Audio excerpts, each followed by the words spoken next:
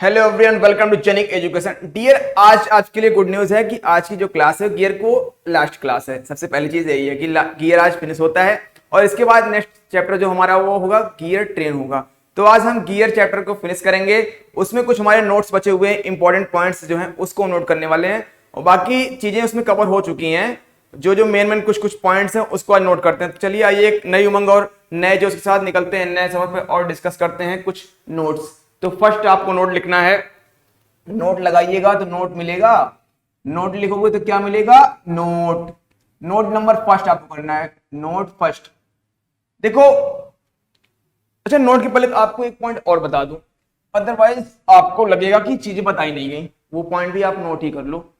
उसमें आपको करना क्या है कि जैसे कोई गियर और पिनियन की जो असेंबली होती है, गियर और पिनियन की जो असेंबली होती है ना, तो डिजाइन करना पड़ता है उसके लिए ना। तो हम किस बेस पे डिजाइन करें कि कोई फेल ना हो, कि ऐसा ना हो कि पिनियन अगर मान लो हम डिजाइन कर दिए पिनियन पे, तो गियर तो उससे बड़ा होता है, पिनियन किससे बोलते हैं छोटा होता है।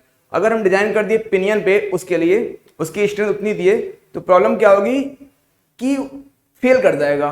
कि हमने डिजाइन किया है पिनियन पे और गियर की जब पावर मिलेगी उस पर तो फेल कर जाएगा। बट अगर उसी जगह हम उसको डिजाइन करें, सेफ्टी पॉइंट ले गियर को सपोज करके, गियर पे ज्यादा पावर बियर कर सकता है वो, तो ऑटोमेटिक हमारा पिनियन बच ही जाएगा। तो आइए कुछ इन्हीं पॉइंट्स में हमें बात करनी है। जैसे अभी हमने एक केस देखा था रैक एंड पिनियन का, हमने लास्ट क्लास में डिस्कस किया था rack and pinion. Rack and pinion की जब बात की थी तो उस केस में क्या हुआ था, वहां पे जो टी मिनिमम लेते थे हम, मिनिमम नंबर ऑफ टीथ, वो किसको लेते थे हम? रैक के लिए, वहां इंटरफेरेंस अवॉइड करने के लिए इतना ही किया करते थे ना। और इस केस में अगर रैक हमारा रैक सेफ हो गया तो पिनियन ऑटोमेटिक सेफ हो जाएगा। तो इस पॉइंट को आप नोट कर लो। If if rack if rack is safe, if rack is safe, then pinion is automatically safe, then pinion is automatically safe, pinion is automatically safe। कर लिया आपने ऑटोमेटिकली सेफ, इस पॉइंट को आप नोट करना, ऑटोमेटिकली सेफ हो जाएगा। ये बात आपको समझ में आई? तो कब ये केस होगा? रैक और पिनियन के केस में होगा। तो अगर रैक सेफ है तो पिनियन की कोई दिक्कत नहीं, पिनियन को सेफ करने की अलग से जरूरत नहीं है। और इफ अगर बात आती गियर और पिनियन में, इफ गियर एंड पिनियन, तब क्या होगा? आइए इस केस में डिस्कस करते हैं। इफ गियर एंड पिनियन का केस हो तब क्या होने वाला है। देखो यहां पे आपको कुछ पॉइंट्स देखने पड़ेंगे। पॉइंट नंबर 1 कि एडेंडम की बात जो आती है, एडेंडम तो आप जानते हो ना, एडेंडम अगर दोनों का एडेंडम जो है वो क्या हो, वो सेम हो। एडेंडम अगर सेम हो, एडेंडम एडेंडम क्या हो? सेम हो। Addendum is same, addendum is same means a g equal to a p. अरे जी मीन्स गियर के लिए, addendum of gear equal to addendum of pinion, दोनों का सेम हो, एडेंडम इज सेम। देन तब क्या होगा? अगर एडेंडम सेम हो जाए, या वैसे लिख लो आप, ए g equal to a P, अगर ये हो जाता है, ए g equal to a P अगर हो जाए तो गियर और पिनियन है आपका। यही पॉइंट है ना डियर। चलिए अगर ऐसा केस होता है तो आपको फर्स्ट क्या करना है, वो हमें सेव करना है गियर को। Gear must be safe, first gear must be safe. First point क्या है कि gear must be safe, gear must be safe, ये पॉइंट आपको करना है, गियर मस्ट बी सेफ। पहले हमें गियर को ही सेफ करना है। और गियर के लिए आपको बताया गया कि टी जो मिनिमम होगा वो कितना होगा? 2 करना है। और क्या करना है आपको? m इंटू ए जी करना है डियर। क्या करना है? 2 AG आपने किया, वेरी गुड। और अपॉन लगाना, आप अपॉन लगा दो, स्क्वायर रूट कर दो। स्क्वायर रूट में क्या फार्मूला होता है?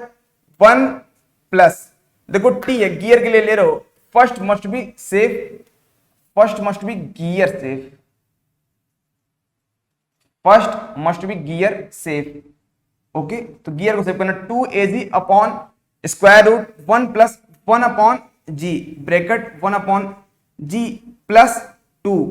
ये बात आपको समझ में आ रही है? यहीं पे लगाओ sine square pi square root के अंदर ही माइनस माइनस माइनस इतना करना, इसके बाद 1 लगा दो। ये पॉइंट्स आप नोट कर लो, फॉर्मूला नोट कर लो। इस पॉइंट्स को देखने के बाद फिर हम आगे बढ़ते हैं। आपने अगर इसको देख लिया, ये क्या है 1 plus 1 upon G, 1 plus 1 upon G, 1 upon G plus 2 sine square five minus 1, ये बाहर होगा। ये पॉइंट आपने देखा, ये क्या है T minimum, minimum number of teeth for gear. 2AG कर लिया, इस फार्मूले से आप निकाल लोगे टीथ। और सेकेंड तो पिनियन ऑटोमेटिक सेव हो जाएगा, pinion will be automatically save, automatically save, automatically save. Okay, अगर गियर सेफ हो गया है तो पिनियन ऑटोमेटिकली सेफ हो ही जाएगा। उस को कहां से निकालोगे आप? T minimum. टी मिनिमम आप कर देना, आपको पता होगा ना गियर रेशियो कैसे निकालते थे भाई? T minimum capital T minimum करना है अपॉन जी कर दो, यही तो करते थे ना, जी इधर कर दो, टी मिनिमम अपॉन टी। तो T minimum, minimum number tooth किसके लिए? For pinion, minimum number of tooth for pinion. तो इस चीज को यहां से हम फाइंड आउट कर सकते हैं। ये बात आपको समझ में आ रही है क्या? अच्छी बात है। और आपने ये देखा फर्स्ट केस, और हम देखते हैं सेकंड केस। ये तो तब होगा जब एडेंडम सेम हो। एडेंडम जब सेम हो तब है कि पहले हमें किसको करना है? सेव, गियर को करना है, इसके बाद हमें सेकंड किसको करना है? ऑटोमेटिकली पिनियन सेव हो ही जाएगा। अब क्या हो? एडेंडम क्या हो? डिफरेंट हो। Addendum, addendum is different, addendum is different. तब क्या होगा भाई? अगर एडेंडम ही डिफरेंट हो जाएगा तो फिर आपको दोनों के लिए मिनिमम नंबर ऑफ टीथ निकालना होगा, फर्स्ट वाले के लिए भी और सेकंड वाले के लिए, गियर के लिए भी और पिनियन के लिए भी। फार्मूला तो आपको पता ही होगा, addendum is different for T minimum for gear, first gear is safe, या फिर कुछ भी कर दो, फर्स्ट सेकंड में करने की जरूरत नहीं है, दोनों को करना है ना, तो आप दोनों को कर दो। यहाँ पे फर्स्ट सेकंड आप लिखो ही मत, यहाँ पे आपको क्या करना है? टी मिनिमम लेना है और स्मॉल टी मिनिमम लेना है। तो टी मिनिमम किसके लिए होता है? गियर के लिए, आपको पता है। टी मिनिमम करो, फार्मूला क्या होता है? 2, यही same formula, 2AG upon 2AG हो जाएगा अपॉन, ये सेम यहाँ से देखो, लिखो, कहीं से कुछ नहीं करना है, इस फार्मूला बगल में लिखा है 1 प्लस 1 अपॉन जी, 1 अपॉन जी और दिया प्लस 2 लिख दो, साइन स्क्वायर फाइव कर दिया, -1 बाहर लगा दो। बस इतना करना है आपको। ये किस केस में हो जाएगा? ये टी मिनिमम फॉर गियर। अब ऐसे ही फॉर पिनियन के लिए निकाल लो। पिनियन के लिए 2AP अपॉन स्क्वायर रूट कर दो, 1 प्लस 1 अपॉन, यहां पर 1 अपॉन जी नहीं करना, पिनियन है ना, G plus 2 sine square five, square root के बाहर -1। ये बात आपको समझ में आ गई? इतना आपने लिख लिया, इतना लिख लिया तो आगे बढ़ना है। इसको जल्दी से आप नोट कर लो, इस पॉइंट को आप जल्दी से ही नोट कर लो। इसके बाद हम आगे बढ़ते हैं और डिस्कशन को आगे बढ़ाते हैं। तो आपने इतना नोट किया और साथ ही साथ आप क्रॉस चेक करना है इसको। अगर जब दोनों फाइंड आउट कर लेना, टी मिनिमम भी और स्मॉल टी मिनिमम, ये दोनों फार्मूले से अगर निकाल लेना तो देख लेना कि ये चीजें हमारी जो दिया है गिवन क्वेश्चन में वो आ रहा है कि नहीं इक्वल। अगर नहीं आए इक्वल ना आए तो फिर समझ लेना कि कुछ चेंज करना है। अभी एग्जांपल लूंगा, सारी पॉइंट्स क्लियर हो जाएंगे।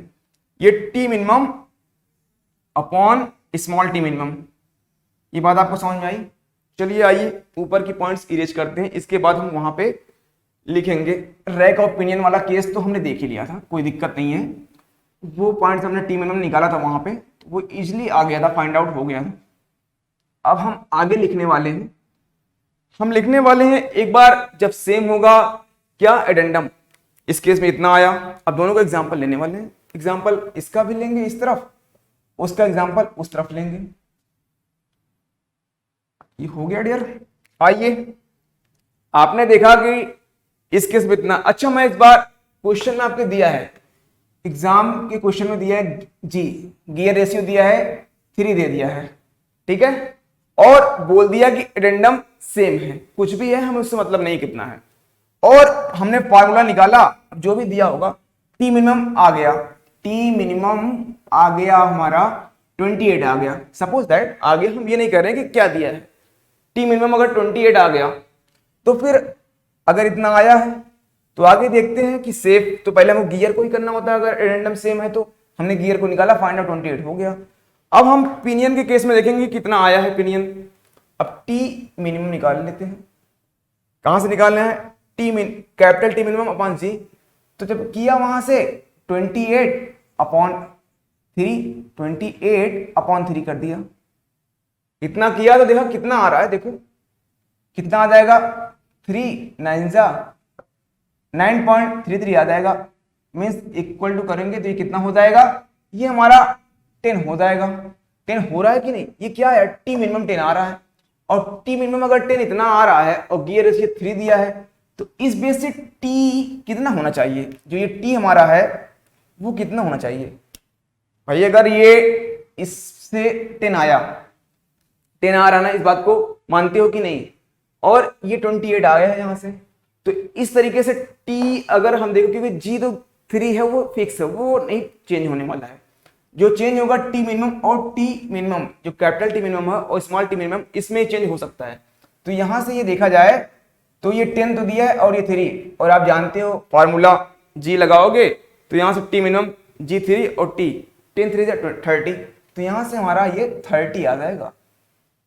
कुछ बात समझ में आई मैं क्या समझाना चाह रहा हूं, मैं ये बोला अगर जी गियर रेशियो 3 दिया है, ये छोटा सा एग्जांपल है, ऐसे क्वेश्चन बनते हैं एग्जाम में, सीधे छोटा सा कॉन्सेप्ट लगता है कि टी मिनिमम आपको निकाला फार्मूले से, या फिर वो भी दे दिया 28, आपने फिर टी मिनिमम आपको इस तरीके से निकालना होता है और इस फार्मूले से, तो वहां पे 9.33 समथिंग आ गया, वो 10 आ गया। अब उसको चेक करो कि जो टी मिनिमम इसके अकॉर्डिंग जो आया है उतना आ रहा है कि 28 आ रहा है कि नहीं, 28 नहीं आ रहा था, जब 28 नहीं आ रहा था, जो उसके अकॉर्डिंग आएगा इस फार्मूले के, उसको ही पुटअप कर देना, वही आपका आंसर हो जाएगा। ऐसे एग्जाम में क्वेश्चन आते हैं। आइए हम देखते हैं इसका केस, यहां पे एडेंडम डिफरेंट होता है। इस केस में जो है फिर से गियर रेशियो 3 दिया है, फिर से जो है गियर रेशियो हमारा कितना दिया है, वो दिया है 3, ठीक है, गियर रेशियो 3 दिया है। इस बार हमने टी मिनिमम फिर से निकाला फार्मूले से, ये फार्मूला लिखा है, दोनों निकालेंगे, टी मिनिमम निकालेंगे और स्मॉल टी मिनिमम, तो जो आया हमारा 40 आ गया, सपोज दैट, मैं कैलकुलेशन नहीं कर रहा हूं। अब फिर मैं स्मॉल टी मिनिमम निकालता हूं, स्मॉल टी मिनिमम मैंने निकाला, तो वो जो है इस बार 13 आ गया, फार्मूले से निकालना है, इस बात को नोट करना कि फार्मूले से ही निकालना है, अदरवाइज मिस्टेक हो जाएगी। तो हमने देखा कि ये 40 आया और ये 13 आया, और बट आपको पता है कि capital T minimum upon small T minimum को जब करते हैं डिवाइड, तो गियर रेशियो जितना दिया उतना आना चाहिए। अच्छा चेक करो आता है कि नहीं आता है भाई, अगर 40/13 किया 3 आ रहा है क्या, नहीं 3 आएगा ही नहीं, 3 से ज्यादा आ रहा है, मीन्स कुछ तो चेंज करना पड़ेगा, मिनिमम में कुछ तो झोल है। आइए देखते हैं क्या झोल है, कि ये 13 है और ये 40 है, इसको अगर हम 42 कर दें, 42 कर दें, और इसको हम 13 की बजाय लेके 14 कर दें, क्योंकि अगर 13 42/13, क्योंकि कम तो कर नहीं सकते, हम इंक्रीज ही कर सकते हैं, तो इसको 14 कर दें। अब अगर हम डिवाइड करें तो अब देखो 42/14 इक्वल टू 3 आ जा रहा है, तो मीन्स यहाँ पे 42 मिनिमम नंबर ऑफ टीथ होगी और यहाँ पे 14 मिनिमम नंबर ऑफ टीथ होगी। ये बात आपको समझ में आ गई, पिनियन में कितनी होगी 14 होगी, और गियर में कितनी होगी, वहां पे होगी 42, क्योंकि गियर रेशियो जितना दिया उतना आना चाहिए, यही इंपॉर्टेंट है। तो आपने देखा कि गियर और पिनियन के असेंबली में सेव पहले किसका करना होता है, अगर एडेंडम सेम है तो हम गियर को फर्स्ट सेव करेंगे, बट अगर एडेंडम डिफरेंट है, एडेंडम अगर हमारा डिफरेंट है तो हम सेव किसको करेंगे, हम दोनों को सेव करेंगे। तो उस केस में हम दोनों को दोनों को क्या करेंगे, दोनों को हम सेव करेंगे। फार्मूला आपने देख लिया, चलिए आइए अब कुछ और नोट्स पॉइंट्स हैं उसको डिस्कस करते हैं, वो इंपॉर्टेंट है, छोटे छोटे पॉइंट्स हैं बट इंपॉर्टेंट है। तो चलिए आइए चलते हैं सर, नोट करो, नोट करोगे तो क्या मिलेगा, नोट। तो फर्स्ट नोट यही है, आपको पता होगी लाइन ऑफ एक्शन जो आपने पढ़ा था, लाइन ऑफ एक्शन और कॉमन टेंजेंट, कहां से पास करती है कॉमन टेंजेंट, बताओ आप लोग, पता तो होगा ही भाई। पिच सर्किल आपको पता है ना, जब पिच सर्किल पता है तो पिच सर्किल फॉर पिनियन और पिच सर्किल फॉर गियर, दोनों के बीच से जो पास करेगी और दोनों के टेंजेंट होगी वही है कॉमन टेंजेंट। भाई जब दो सर्किल हैं तो कॉमन तो ऑटोमेटिक हो ही जाएगी ना, तो वो हो गई कॉमन टेंजेंट। और सेकंड लाइन ऑफ एक्शन क्या है, वो कहां से पास करेगी, वो पिच पॉइंट से पास करेगी और बेस सर्किल की टेंजेंट होती है। तो हमने देखा कि वहां पे लाइन ऑफ एक्शन और कॉमन टेंजेंट, ऐसे आपको समझ नहीं आएगा, मैं बनाऊंगा तब समझ में आएगा। सब हवा हवाई होता होगा कुछ लोगों तो कि क्या बात किया जा रहा है, कि ये कॉमन टेंजेंट कॉमन नॉर्मल क्या चल रहा है, कुछ ऐसा लग रहा होगा ना। फिगर बनाऊंगा सब तुम्हें याद आएगा अभी। अच्छा ये देखो टूथ है, मैंने बना दिया टूथ, गियर का मैंने टूथ बना दिया, तब चीजें तुम्हें याद आ जाएंगी। अभी थोड़ी देर में सारी पॉइंट्स कि क्या बोला जा रहा था इतनी देर से समझ में नहीं आ रहा था। ये अगर गियर का टूथ हो इस पॉइंट में, सपोज दैट, ऐसे बना लो, एग्जैक्ट मत देखो कि फिगर सही बनाए कि नहीं, देखो कॉन्सेप्ट समझने की कोशिश करो, आपको फिगर नहीं बनाना एग्जाम में जाके। ये क्या पॉइंट है, पॉइंट ऑफ कॉन्टेक्ट है, पिच पॉइंट नहीं है, पॉइंट ऑफ कॉन्टेक्ट है। मींस क्यों, जो के से एल तक चलता है, के से लेके एल तक, जब इंगेजमेंट होता है और डिसएंगेजमेंट, ठीक है ना। चलिए ये पॉइंट है, और कहीं पे आपकी इसकी होगी सर्किल पिच सर्किल, इसकी होगी पिच सर्किल, ये पॉइंट्स होगा ना, वेरी गुड। तो यहां से हमारी पास करेगी जो लाइन, वो है line of action. Line of action हमारी पास करती है, अगर हम इसको यहां से ड्रॉ कर दें, इसको लिख लो line of action, line of action, इसे ही कॉमन नॉर्मल भी बोलते हैं और प्रेशर लाइन भी बोलते हैं। और पिच सर्किल अगर यहां से टच की, पिच सर्किल गई हमारी, तो इधर कुछ जाएगी ऐसे, वो हमारी क्या हो जाएगी, कॉमन टेंजेंट। तो हम देखते हैं यहां से इस लाइन के बीच में और इस लाइन के बीच में, ये हमारी है common tangent, common tangent, this is common tangent and this is common normal या फिर लाइन ऑफ एक्शन, ये ऊपर लिखा है समझ जाना आप। इसके बीच में बनेगा प्रेशर एंगल। अच्छा लाइन ऑफ एक्शन के ही अलोंग तो फोर्स लगता है ना, किसके थ्रू, बाई ड्राइवर गियर, जो गियर इंजन की सप्लाई से चलता है उसके थ्रू फोर्स लगाया जाता है। और किस पे लगाया जाता है, वो लगाया जाता है हमारा ड्राइविंग गियर पे। किस पे लगाते हैं, ड्राइविंग गियर पे लगाते हैं हम, ड्राइवर गियर के द्वारा लगाया जाता है ड्राइविंग गियर पे। एफ लगा, चलिए अच्छी बात। और ये किस डायरेक्शन में है, इस टूथ के नॉर्मल डायरेक्शन में होता है, इसको हम नॉर्मल थ्रस्ट भी बोल देते हैं, आप चाहो तो लिख लो normal thrust, this is normal thrust, normal thrust, normal thrust, normal thrust किस डायरेक्शन में होती है, या फिर लिख लो normal thrust between the tooth, between the tooth, normal thrust between the tooth, between the teeth, okay very good dear. तो F आपने देखा।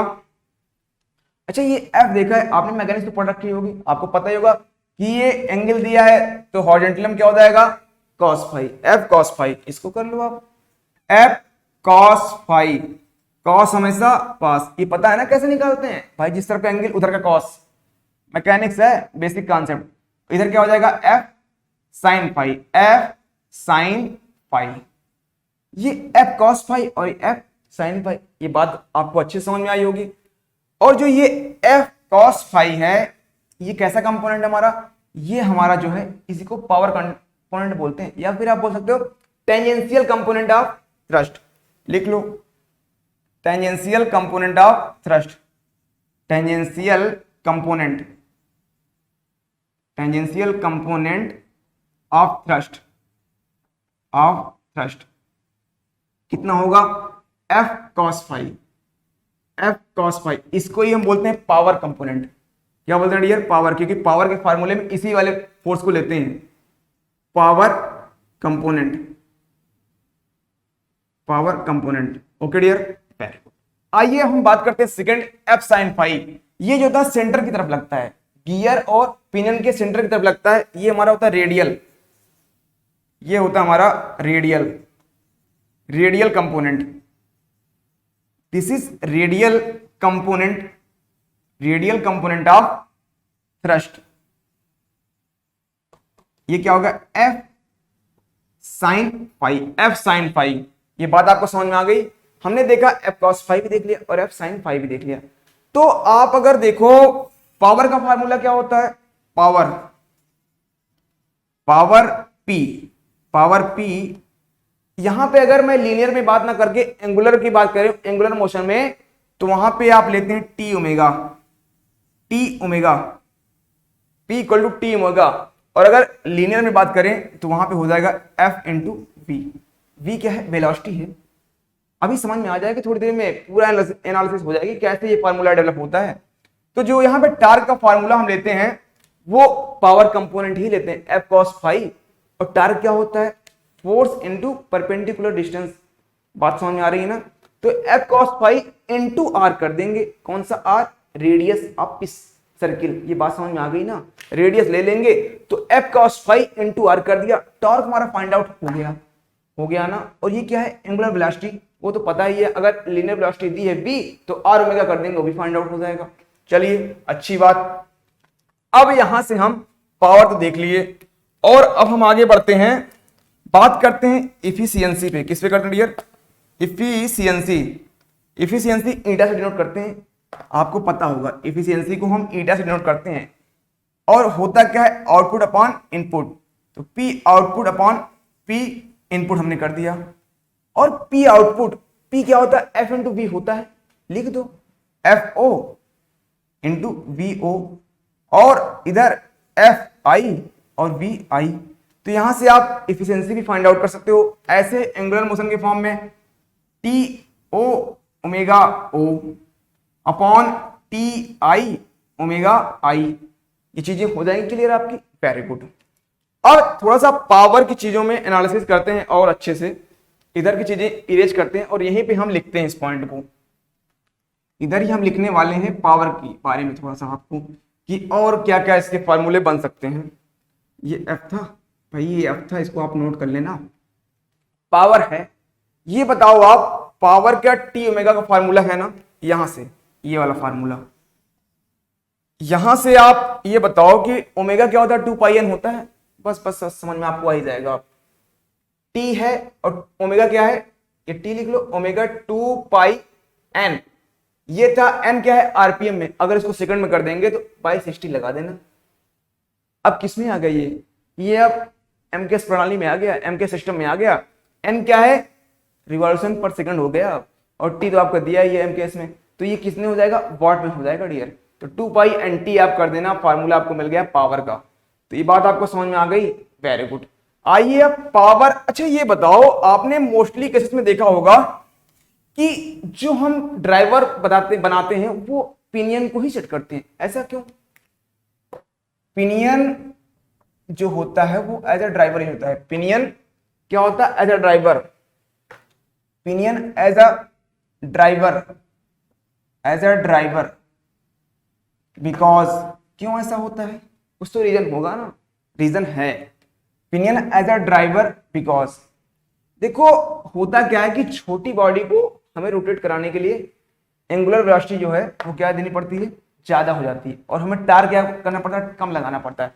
हमारी रिक्वायरमेंट ये होती है कि हम कम से कम इनपुट दें और हमारा काम आसान हो जाए। तो छोटी बॉडी को टार्क हमें कम देना पड़ेगा। कैसे, क्योंकि जो पावर है वो हमारी उतनी ही रहेगी। तो कैसे देखते हैं, देखो अच्छा ये बताओ ओमेगा किस पर डिपेंड करता है। ओमेगा इक्वल टू क्या होता है, v equal to r omega होता है। तो ओमेगा अगर करें तो 1/r हो जाएगा reciprocal. Omega equal to 1/r होगा ना। अरे भाई वी है आर ओमेगा, तो अगर आर कम है तो ओमेगा एंगुलर वेलोसिटी ज्यादा होगा, एंगुलर वेलोसिटी ज्यादा हो जाएगा ना। तो अब पावर का फार्मूला क्या बोलता है, पावर का फार्मूला ये बोलता है टी इंटू ओमेगा तो होता है। तो आर जो ये ओमेगा जो है ज्यादा होगा for small body, large for small body. ये फार्मूले समझ में आ रहा है ना, लार्ज फॉर स्मॉल बॉडी और स्मॉल बॉडी, स्मॉल बॉडी के लिए जो ओमेगा वो ज्यादा होगा। तो ऑटोमेटिकली टी हमें कम ही लेना पड़ेगा, लेस। ये बात समझ में आ गई आपको भाई। अगर ये लार्ज हो रहा है तो ये लेस कर देंगे, इक्वल है पावर पे, कोई पावर कंजम्पशन तो बराबर ही है भाई। हमें पिनियन के लिए कम से कम देना पड़ा टार्क, तो यही हम चाहते थे, हमारा काम हो गया। तो आपने देखा बड़ी इंटरेस्टिंग पॉइंट सारे। और अच्छा आप कुछ और भी देख लो। अगर पॉइंट चल ही रहा है तो आपने इफिशियंसी यहाँ देख ही लिया है ना, अच्छी बात है, इफिशियंसी आपने देखा है। तो अब एक मैं आपको नोट और देता हूं, नोट सेकंड, नोट फर्स्ट इसके पहले चल रहा था, नोट सेकंड। ये मैंने बोला कि जो टेंजेंशियल कंपोनेंट है वो है आपका 80% ऑफ थ्रस्ट। टेंजेंशियल कंपोनेंट जो था, टेंजेंशियल कंपोनेंट इज 80% कर दो, कोई नहीं, is 80% of normal thrust,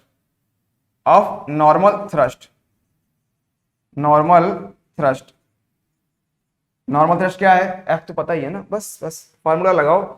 tangential component क्या है, f cos phi equal to 80%। 0.8 कर दें, कोई दिक्कत तो नहीं है, नाराज तो नहीं हो जाओगे, एफ कर दो। एफ इधर भी दोनों ने की लड़ाई और दोनों ने एक दूसरे को कर दिया शहीद। Okay, very good. अब यहां से आप फाई बड़ी ही चुपके से निकाल सकते हो भाई, कॉस इनवर्स इधर गया ना, बस 0.8 आ गया और आपको आंसर मिल जाएगा, चुपके से मिल गया आंसर। कुछ करना पड़ा क्या, कुछ भी नहीं करना पड़ा। ऐसे एग्जाम में सीधे क्वेश्चन पूछ लेता है, कुछ भी नहीं था इसमें, सीधे आपको फार्मूला पता है तो कॉन्सेप्ट पता, आप लगा ले जाओगे। छोटे क्वेश्चन आते हैं एग्जाम में और टफ नहीं आता है। चलिए डियर, आज हमने काफी इंपॉर्टेंट पॉइंट्स देखे, नोट्स में थे बट इंपॉर्टेंट थे। तो आपने देख लिया गियर डिजाइन करना हो तो किस पॉइंट को याद रखना है, और नोट में कुछ इंपॉर्टेंट पॉइंट है, सारी चीजें आपके डिस्कस हो गई हैं। तो डियर, आज की क्लास को हम यहीं पे फिनिश करते हैं, मिलते हैं नेक्स्ट सेशन में एक नई उमंग और नए जोश के साथ, same time same place. Okay, thank you to all of you.